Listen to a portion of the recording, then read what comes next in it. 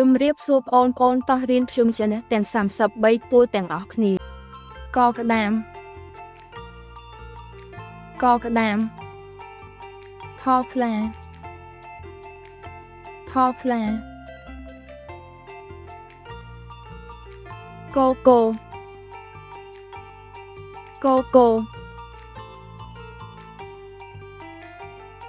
ខខ្មុំ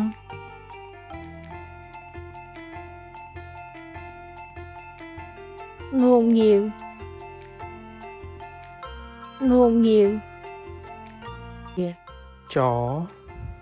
ចាបចចាបឆឆ្មាឆឆ្មាជជ្រូក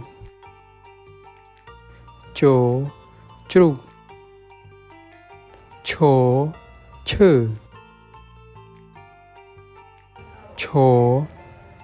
ឈើញញញូ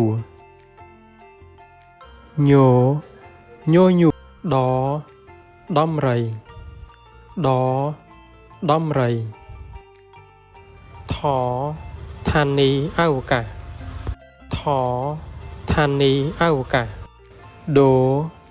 ដង្កូវដួង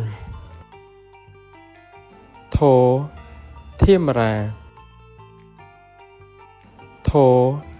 ធៀមរា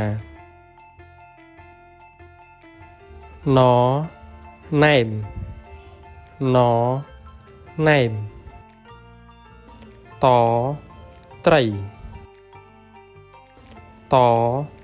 ត្រីថថូតទាធ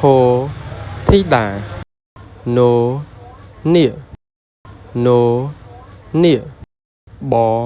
បបែល